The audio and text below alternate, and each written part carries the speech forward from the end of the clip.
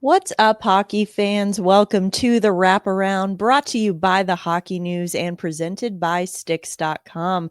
I'm your host, Emma Lingan. So happy to be back after a week off last week. I'm joined today by Michael Augello and John Bailey of the Hockey News. We are here to talk about all of the latest and greatest from around the NHL. Even in the dog days of summer, we are here with you every week talking about what's going on. So we're going to get into all of that in just a moment. Do want to let you know, though, before we do, that we are brought to you by our friends at Sticks.com. Why break the bank on sticks when you can get pro level composite sticks without the pro price tag at Sticks.com? That's STIX.com. Head over now and gear up without the markup. All right, guys. So I was a little relieved to come back from my vacation to find that I hadn't missed any major earth shattering news. Not that that's usually a huge risk in August in the NHL calendar, but you never know. That being said, though, we've still got some things to talk about here. So, do want to start by heading out west. Let's start out in Anaheim. So, let's look at specifically the blue line in Anaheim. So, five of the Ducks' seven defensemen right now are on expiring deals this season. So, you've got Trouba, Gudas, Lacombe, Mintyukov, and Zellweger all on expiring contracts this season. Do we think that Anaheim is going to have a super different looking blue line after this season? Mike, I'll start with you. Of those younger players that I mentioned specifically, Lacombe, Mintyukov, Zellweger, who do you think ends up staying? Who do you think ends up getting paid the most? And how different is this blue line going to look after this year?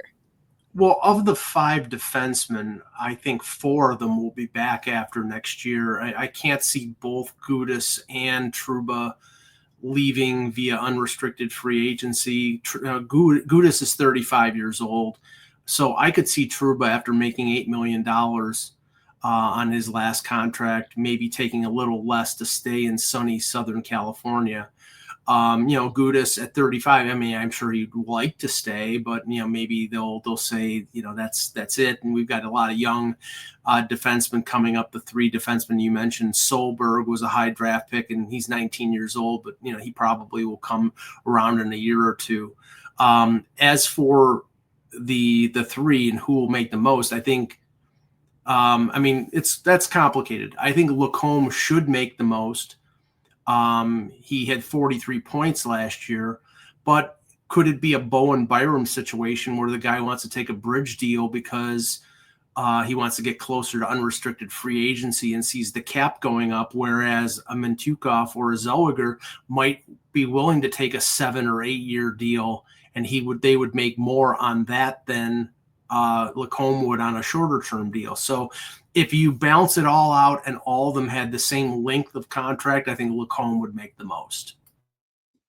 John, what do you think? Agree with that assessment? And how much do you think this blue line in Anaheim is going to change over the next year? Yeah, I'm on the fence. I don't want to be the guy who plays both sides, but some of it I think is going to be with Trouba and Gudis. If the Ducks compete this year, do they want to stay? If they don't compete, do they want to leave? Trouba's wife was doing her residency in New York, I think, so that could be a factor. Maybe again. So, we'll see there. With the young players, I'm with Mike. I think Lacombe is definitely going to get the most. But, we'll see. If Mintyukov or Zellweger really explodes and, they hit their potential and find their stride this year, the Ducks might have to, pay up and give them a big deal early. Yeah, a lot of decisions coming up here for the Ducks. A lot of decisions that will need to be made coming up here, sort of at the opposite end of the spectrum now. We've got the Carolina Hurricanes, who actually have quite a few players who are locked up under contract for specifically the next 4 seasons. So you've got Sebastian Aho, Andrei Svechnikov, Nikolai Ehlers, Seth Jarvis, Jackson Blake, Keandre Miller, Jacob Slavin, all of these guys under contract for the next 4 seasons, and notably each one of them making less than 10 million per season. So pretty good bit of business there by Eric Tulsky and the Carolina Hurricanes. Mike, obviously looking at all of these contracts now, sort of, as I said, on the opposite end of the spectrum from where Anaheim is, not a ton of decisions to be made with Carolina coming up here in terms of extending their key players. They're pretty set here for the next couple of years. So looking at all these contracts, as I mentioned, they're making less than 10 million per each of these players. Which one do you think will turn out to be the best bargain for Carolina when all is said and done? I mean, I looked at these contracts, looked at the age of the players, the length of the term, the production so far. I can't say Blake, because Blake just signed the 8-year deal and he hasn't blossomed to what they think he's going to be. So I can only base it on what he's done so far. Slavin is the rock of that team, but he's 31 years old and has got a ton of term left. And Keandre Miller has had good years and had bad years. That's the reason why he ended up not staying with the Rangers. Of those players, I think the best value is Seth Jarvis. $7.4 million for a guy who scored 30 goals 2 years in a row. He's got 7 more years on that contract. He's a dynamic scorer. He's not big, but he's just a really solid scoring forward. And if not him, then obviously Aho, who's a top center in this league. It doesn't matter what you're paying him, but it's less than $10 million, and he produces every single year. Yeah, I think when you look at all of these players, like you said, Slavin, the rock of this team, and really underrated defensively for much of his career. I think that the Four Nations face-off was a bit of a coming out party for him in that regard. But as you mentioned, his age is certainly something to consider there. I tend to lean towards what you're saying, Mike, with Seth Jarvis. John, what do you think? I'm in the same boat. For me, the knee-jerk answer for me is clearly Jarvis. However, I think Slavin, with his style of play, like he's done a lot of hard yards already. But if he can, keep it up for the length of his deal and stay healthy, like I don't know, I think Slavin could maybe surpass Jarvis in that category. Yeah, will be interesting to see. Either way, as I said, good bit of business for the Hurricanes here, especially with the cap going up over the next few seasons. We've now got, like I said, all of these players locked up for less than 10 million a season, which is a good segue into my next question.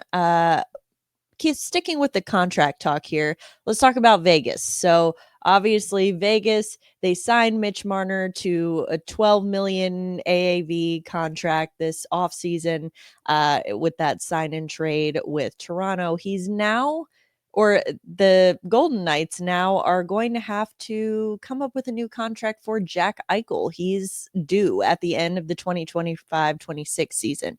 So that's always been kind of we'll cross that bridge when we come to it. Well, that bridge is just about here. So if we're looking at Jack Eichel, and obviously it's a player that, Mike, I know you're very familiar with from his time in Buffalo, and clearly, it's been somewhat of a redemption arc for him in Vegas since he's been there.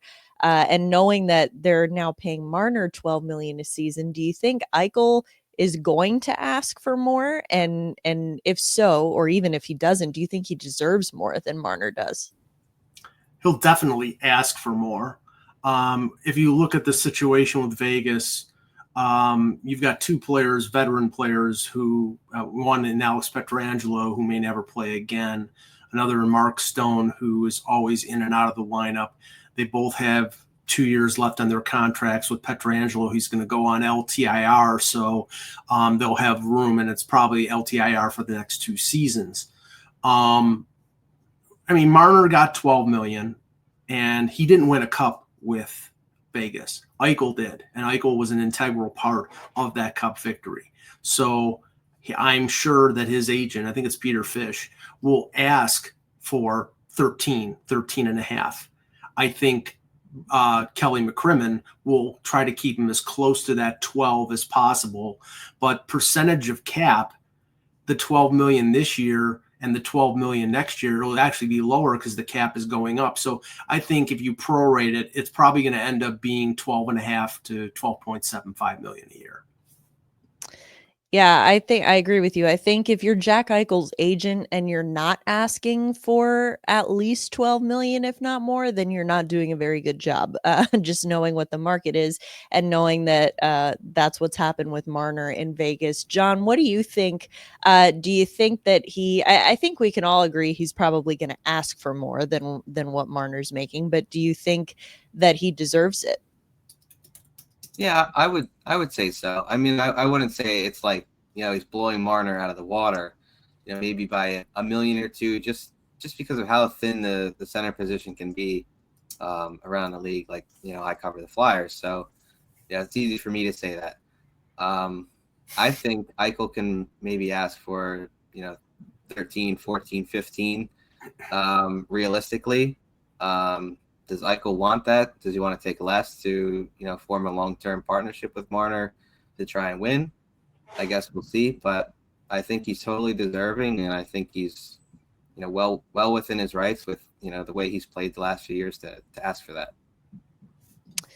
Yeah, I don't know that you're going to find a ton of players unless they're very much in the twilight of their career who are going to want to ask for more or ask for less, rather, want to take less. But I mean, you never know. We'll see how that dynamic shapes out. But again, I think we're in agreement that he would certainly be well within his right to ask for more than what Marner is making. Maybe it's more money on a shorter deal. Who knows? But it's been a really good situation for him in Vegas after what he went through in Buffalo. Sorry, Mike, to bring that up again. Well, yeah, Mitch Marner, if they base it on playoff production, he should have been a veteran minimum contract, but never mind. Well, there you go. I mean, that's the other thing too, right? Is that we've got a proven track record of playoff success for Jack Eichel in Vegas, and that's not nothing. I mean, that's definitely worth something. And John bringing up the center position, that's important as well. Centers are always going to get paid more than wingers, or usually. So by that logic alone, you would think that he would be making more. So interesting situation to keep track of. I feel like we've been talking a lot, and just sort of the hockey world has been talking a lot more about Connor McDavid and his contract situation coming up. But Jack Eichel is going to be an interesting one to keep an eye on too, I think, in Vegas. All right. Another team in the West I want to talk about, the LA Kings. Interesting offseason, to say the least. So one of the things that they did do was sign Alex Laferriere to a 3-year, $12.3 million contract extension. They did that on August 2nd. So that's an AAV of a little over $4 million. So 23-year-old forward, he was a restricted free agent. He had career highs in goals, assists, points this season, 19 goals, 42 points in 77 games. It was his second year in the league. He had 3 assists in the playoffs with the Kings as well. But looking at this signing overall, Mike, do you think this was a good signing for LA, and sort of in the context of some of the other moves that they made this offseason, where this is one that you and I have talked about quite a bit on the show with, did they do enough? Have they added enough scoring? Rhetorical question, because I think we've already established the answer is no. But what do you think of this signing for the LA Kings? Well, it's a great signing compared to their free agent signings, because their free agent signings were amongst the worst in the league. I don't know what Ken Holland was thinking. Alex Laferriere, I mean, he had an excellent career at Harvard. He had an excellent second season in the league. This is a good gamble. And with the cap going up $4.1 million is not obscene. I think they're betting that he's going to be a 50 to 55 point player. Trevor Moore, who is making in the same range, is a 40 to 50 point player. With their sort of lack of scoring and throughout the lineup, they've got Kempe, and they've got Byfield and Fiala, and Kopitar is probably entering his last year. They need to lock up guys who can score, and 45 to 50 points is nothing to sneeze at. So I think they needed to sign him, and I think it's a pretty decent number. Yeah, John, what do you think of this signing for LA? Seems like pretty low risk and potentially high reward. Yeah, I love the value for both sides. I think for Laferriere, 3 years is decent. Some job security there. 4.1 million is a nice raise. And then for the Kings, you're not investing a whole lot in a guy who grew a lot from year one to year two. 23 is pretty young, good two-way forward, produced in the playoffs, produced in the regular season. Um, yeah, there's not a lot of risk for either side. So for me, I love it. I think, like Mike said, he can get up to 50 points, no problem. So if he that's like his peak and he can continue to do that, through years 2 and 3 of the deal, then he's going to get another deal and he's going to stay in LA. Yep, definitely. I think one of the better moves the LA Kings have made this offseason, although that's not exactly a tough competition based on what Mike was talking about earlier, especially with their free agent signings. Questionable at best, for sure. Speaking of questionable at best, let's go to the Toronto Maple Leafs. NHL.com released their top 20 winger ratings, and at number 6, they have William Nylander. He is notably ahead of guys like Matthew Tkachuk at number 7, Sam Reinhart, number 8, Kyle Connor, number 9, and he's just behind Mitch Marner at number 5, Rantanen at 4, Kaprizov at 3, Pasternak at 2, and Kucherov at 1. So I just threw a lot of names and a lot of numbers at you, Mike, but Nylander, number 6, is the, what we need to focus on here. Do you think this is an appropriate ranking for him? And if so, why? If not, why not? I would like to thank NHL.com for providing us with content in August so we can destroy them. Okay, I don't have a problem with Nylander at number 6 where he is because he scored 40 goals a couple years in a row. He's been a much more consistent player than he's been in the past. I don't know if I would put him ahead of Kyle Connor or Sam Reinhart. You could make a case against for him being ahead of Tkachuk, not because of playoff performance, although Nylander is one of the better playoff performers for Toronto, but Tkachuk has been injured consistently, and that's been a problem for him. So the most important ability is availability in Tkachuk. We know, he may miss the first half of next year. Him being behind Mitch Marner is obscene. It's ridiculous. I mean, I understand that Marner is a better defensive player and had 102 points, but if you don't factor in the playoff performance, which is completely absent, I don't understand it. Kucherov has won a Stanley Cup. Pasternak has been a great playoff performer. Kaprizov, you could make the questions about injuries. Rantanen, we know how good he is, but Marner does not belong in that group of the other 4. And I would say Nylander probably should be ahead of him, but maybe behind Connor and behind Reinhart. Well, just to play devil's advocate for a second, if we're talking about playoff performance, one could argue that Tkachuk deserves to be where he is purely because he's got 2 Stanley Cups now. And and then guys like Marner doesn't have any. So I think that there's definitely some questions about movement here around this list. Some movement that could be happening either way.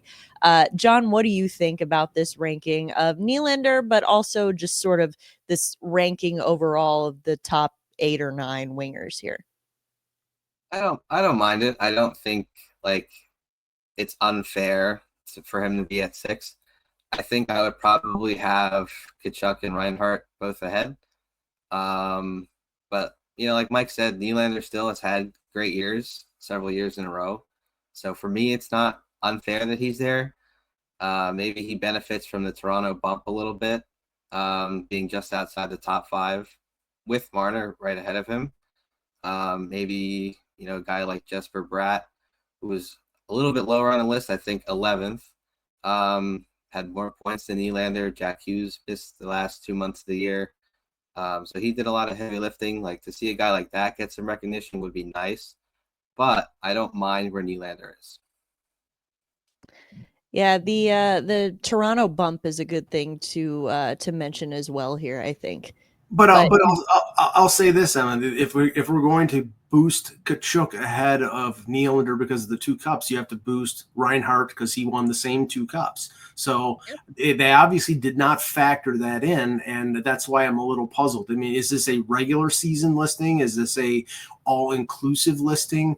I don't know. All I know is that if you take the top 5, the one that does not fit is the guy who chokes in the playoffs every year.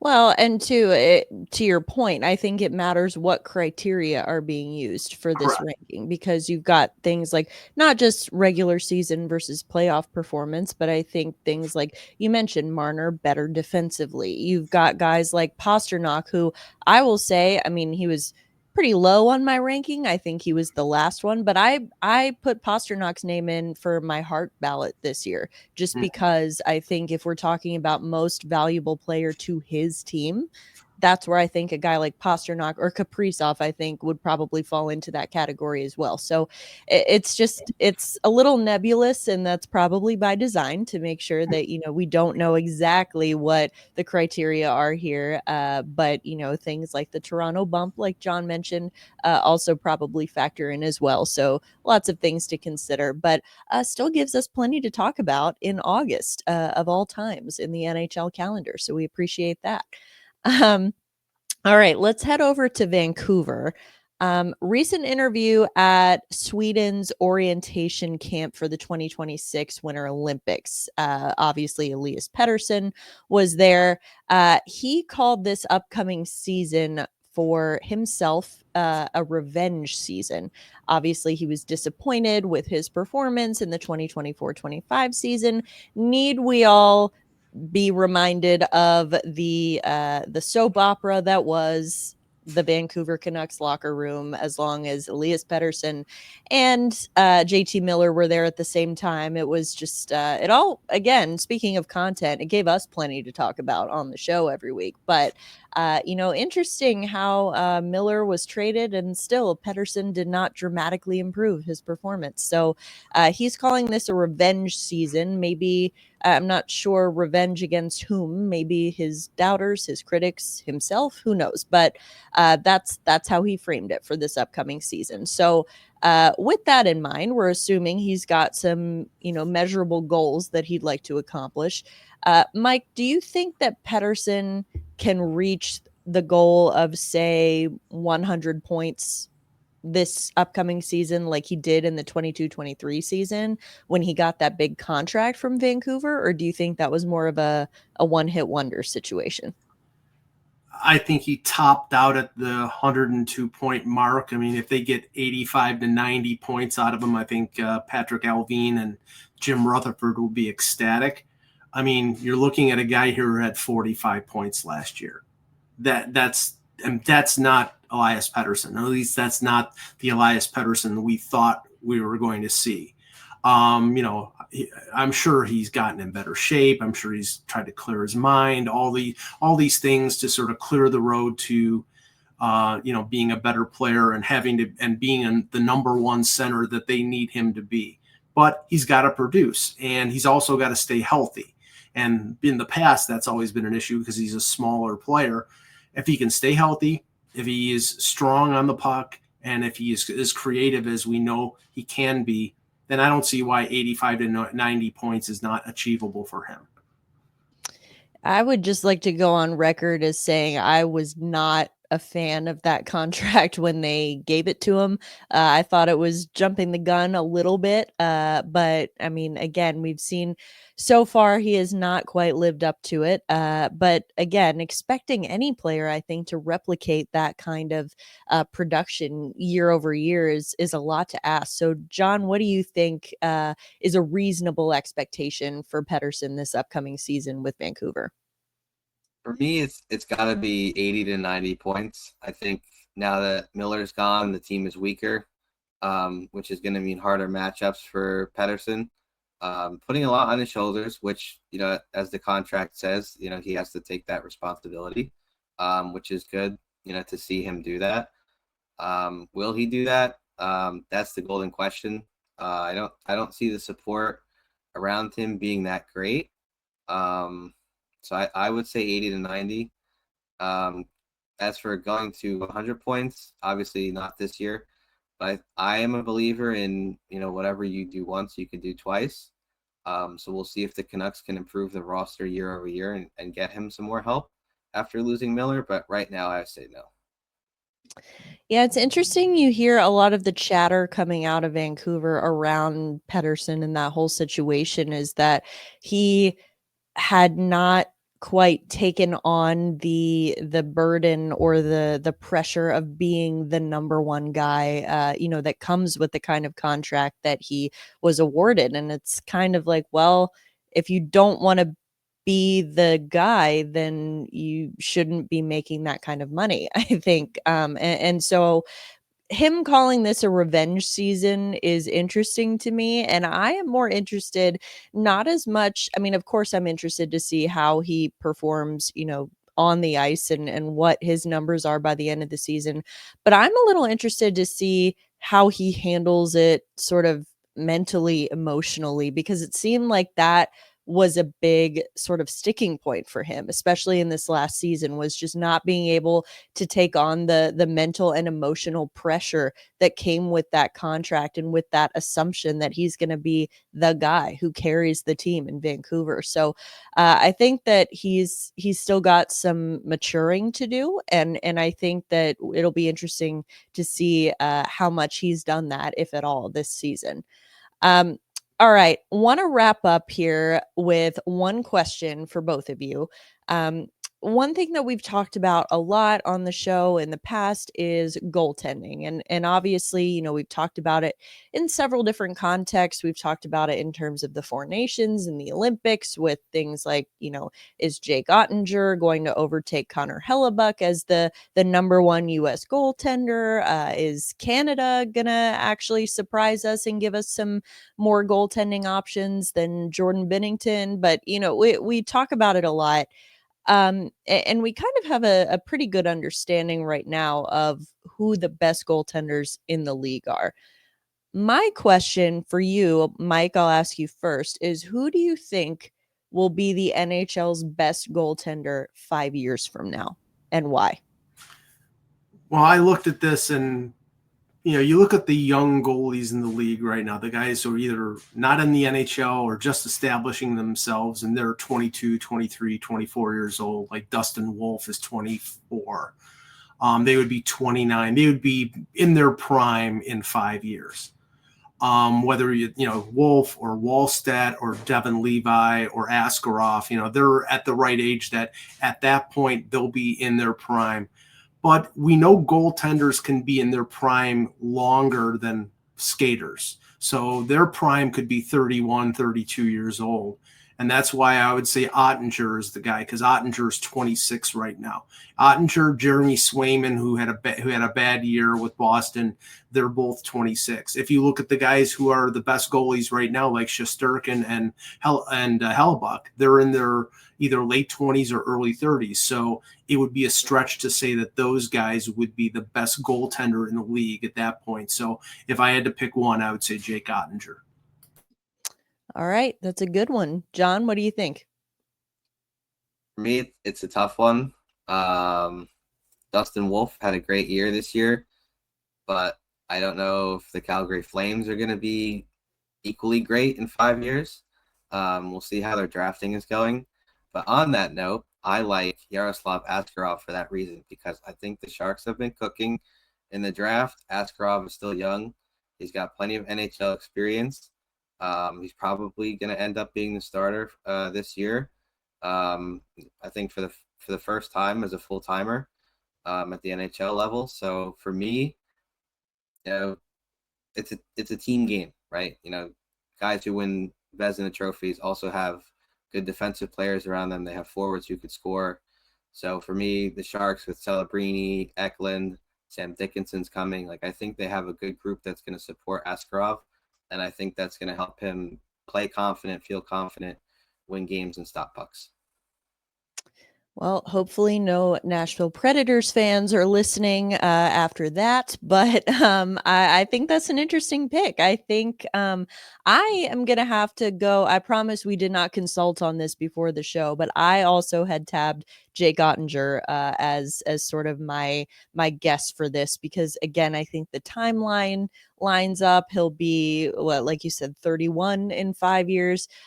Still sort of a prime age for goaltending. I mean, that's around the age that guys like Hellebuck is now. So I think that you've also got a larger body of work, even though he is younger. You've got a larger body of work to sort of draw from there, and he's got lots of playoff experience as well, and hopefully with a head coach who doesn't throw him under the bus when his team loses a series in the playoffs, then maybe he'll be able to thrive in a little bit more supportive environment there in Dallas. So that's going to be my guess. If you're watching or listening us, let us know in the comments what you think. Who do you think is going to be the NHL's best goaltender in 5 years? Certainly a lot of debate to be had there. I don't think there's any one clear answer. So would love to hear your thoughts. For now, however, that is going to do it for today's edition of the Wraparound. Thank you to everyone who tuned in to listen to us or watch us today. We do appreciate it. Thank you, as always, to Stix.com, of course, for sponsoring us. For Mike Augello and John Bailey, I am Emma Lingan. This is the Wraparound, and we will see you next time.